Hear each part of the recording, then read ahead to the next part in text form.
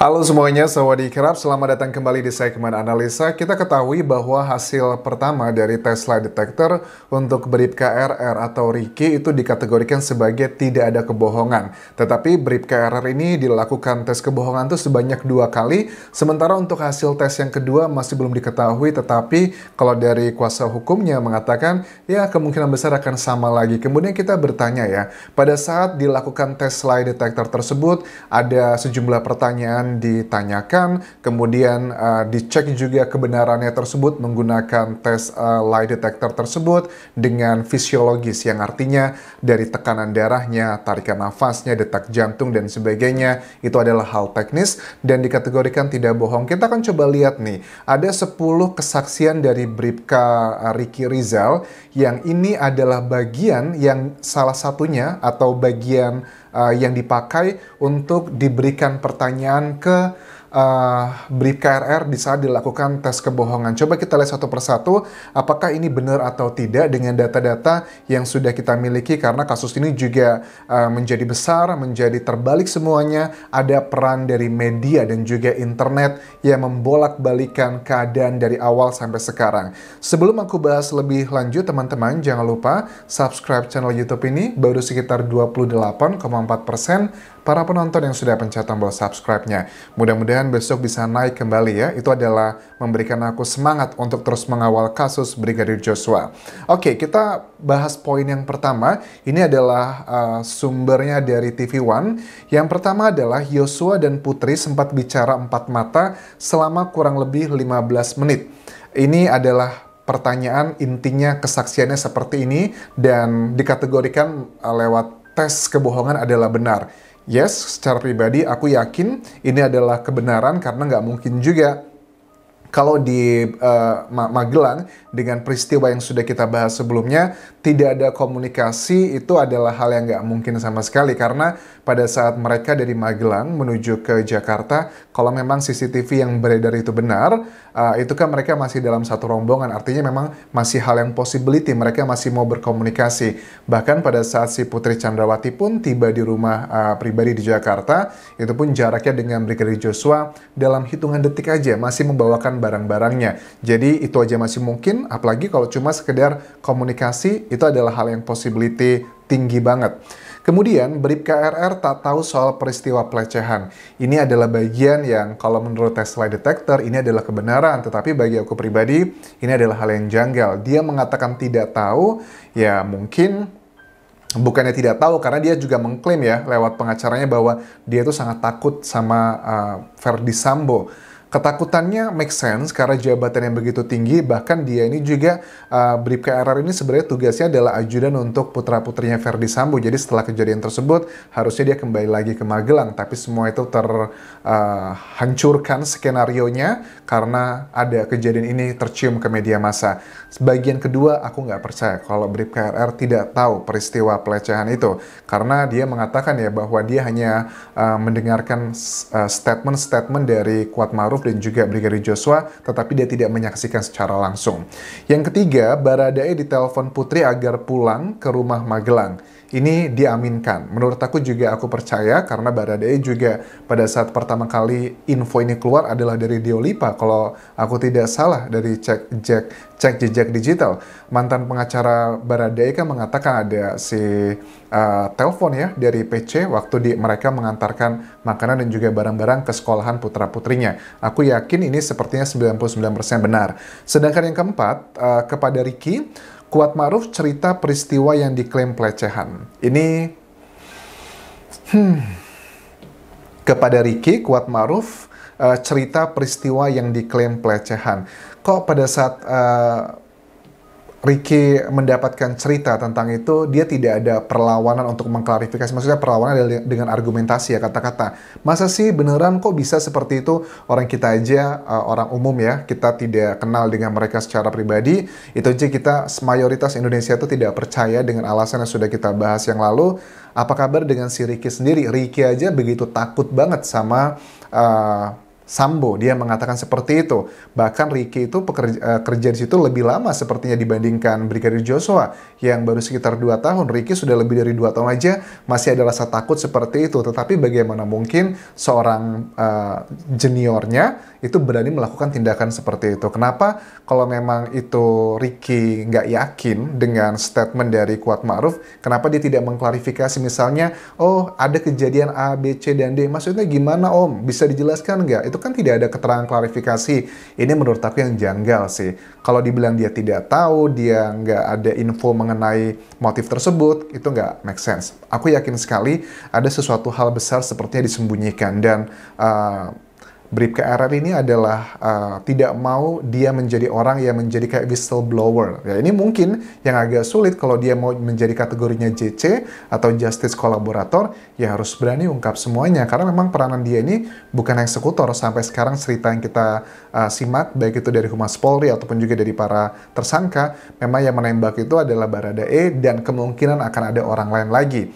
Dari Ketua Komnas HAM menyatakan ada 2 jenis peluru yang berbeda, ya kemungkinan besar lebih ada pihak ketiga. Apakah pihak ketiga ini Verdi Sambo kemungkinan besar juga ikut karena memang Baradae mengatakan seperti itu. Tetapi apakah Putri Chandrawati beneran cuma nunggu pada saat terjadi pembunuhan tersebut hanya di kamar? Menurut aku agak janggal bagian itu. Apakah jangan-jangan sebenarnya Putri Chandrawati juga ikut terlibat dalam penembakan tersebut karena dugaannya dipaksa oleh si Verdi Sambo, makanya dia sangat begitu traumatik. Yang kelima adalah mengenai Kuat ancam Yosua dengan pisau. Ini juga statement yang aku cek dari jejak digital, disampaikan juga oleh Diolipa ya, karena Diolipa mengatakan Kuat Ma'ruf itu sempat ribut dengan Brigadir Joshua, tetapi tidak ada statement detailnya ada pisaunya, tetapi ada linearnya adalah sama-sama terjadi clash atau keributan antara kedua individu tersebut. Yang keenam adalah mengenai Putri bertanya Joshua di mana dan minta bertemu. Oke, ini juga aku yakin ini adalah percaya berhubungan dengan yang tadi, dan ini juga sebuah kejanggalan kalau orang yang baru selesai dilakukan. Ini kan sudah kategorinya pelecehan tuh, kalau aku cek dari cerita-ceritanya sudah kayak perkosaan gitu teman-teman. Jadi sudah bertemunya antara kedua alat kelamin. Putri Chandrawati itu adalah dokter ya, harusnya dia tahu banget pada saat dia mau membantu suaminya agar menguatkan alibinya, ya kenapa nggak divisum? Karena sampai sekarang kan dugaan pelecehan di Magelang itu semuanya hanya berdasarkan lidah manusia, keterangan para tersangka. Itu tidak masuk akal. Walaupun secara undang-undang, karena ini adalah kasus pelecehan, makanya dari Komnas HAM ya harus rely juga pada keterangan korban. Dan secara undang-undang, secara kertas memang Komnas HAM tidak begitu menyalahi aturan, tetapi yang kita kritisi adalah masalah logikanya juga. Jangan cuma nurut apa kata undang-undangnya aja, karena memang undang-undang kan buatan manusia dan pasti juga tidak ada yang sempurna kan teman-teman. Harus ada logika berpikir juga di situ. Yang ketujuh adalah Yosua enggan menceritakan masalahnya dan Putri ke Bribka RR. Oke. Yosua enggan menceritakan masalahnya dan Putri ke Bribka RR.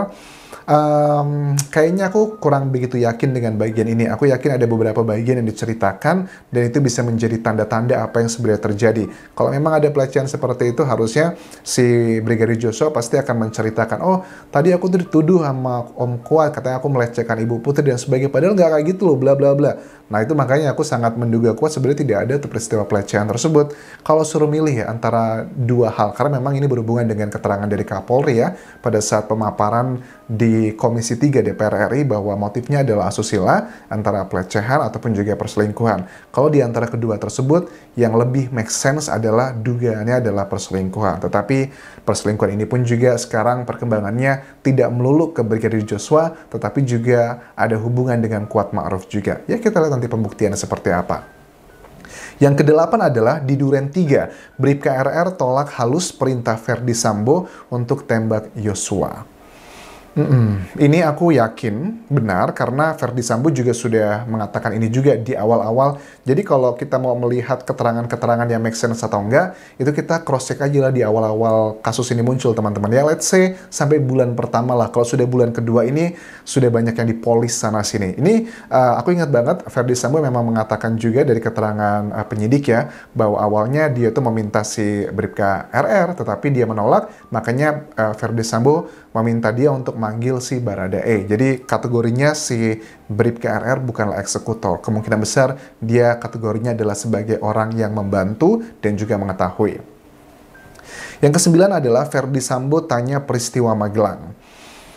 Oke, ini bagian yang cukup make sense karena pada saat dia tiba di rumah pribadi kan ditanyain sama Verdi Sambo apa yang terjadi sebenarnya di Magelang, dan dia cuma mengatakan tidak tahu aja. Ya mungkin dia mau cari aman ya, tipikal mungkin bawahan gitu, karena sama-sama yang dia si Putri Chandrawati juga istri atasannya, dia kayaknya tipikal cari aman banget sih. Ya ini lebih ke cari aman sih. Beneran dia nggak tahu, kayaknya nggak mungkin. Sama sekali aku tidak percaya. Yang ke-10 adalah Verdi Sambo perintahkan Yosua jongkok sebelum dieksekusi. Oke, Verdi Sambo perintahkan Yosua jongkok sebelum dieksekusi. Ini kemungkinan besar aku yakin benar karena statement ini juga pernah muncul pada saat Diolipa setelah selesai diberhentikan sebagai kuasa hukumnya Baradae juga mengatakan seperti itu. Jongkok, woi, tembak, woi. Itu juga sama. Nah, jadi aku membandingkan dengan jejak digital yang sudah kita bahas banyak sekali. Jadi ada beberapa hal yang menurut aku tidak make sense apa yang disampaikan dari Bribka Riki Rizal. Tetapi mudah-mudahan pada saat Bribka Riki Rizal kan sudah dikatakan bahwa dia baru aja ditemui sama sama istri dan juga adik kandungnya juga anaknya. Mudah-mudahan itu bisa memberikan semangat yang lebih tinggi lagi untuk membuka kebenaran karena misalnya apa ya, kayak beberapa kali ini dikatakan bahwa istrinya tuh bilang masih punya anak kan, anaknya juga masih menunggunya. Jadi mudah-mudahan ini akan menjadi salah satu titik emas banget ya untuk membuka tabir. Dan sebenarnya aku yakin banget sih kayaknya ada sesuatu hal yang sedang disembunyikan dari kejadian ini. Tetapi ini adalah kayak permainan-permainan yang membutuhkan logika berpikir cukup tinggi sih. Apa begitu? Ya pasti ini adalah nggak sesimpel itu, teman-teman. Ternyata aku mengamati kasus ini. Well, that's it. Apa menurut pendapat kalian? Apa sebenarnya sedang disembunyikan dari drama kasus Brigadir Joshua ini? Apakah pure murni adalah urusan pribadi? Ataukah juga ada dugaan unsur-unsur yang berhubungan dengan kasus-kasus besar di lain ini semua? Ada banyak teori konspirasi yang juga aku baca dari komentar-komentar kalian. Well, kita lihat nanti, mudah-mudahan segera selesai berkas-berkas di penyidik dari kasus Brigadir Joshua, agar segera kita bisa menuju ke persidangan. Kelima tersangka, kita akan melihat seperti apa proses mereka dilakukan persidangan dan proses pembuktiannya seperti apa. Sampai ketemu lagi di video berikutnya. Thank you very much for watching. Dan terakhir, tinggalkan like dan juga komen, serta follow Instagram serta Facebook pageku di Anjasa Asmara di Thailand. Walaupun kerap semuanya. Bye-bye.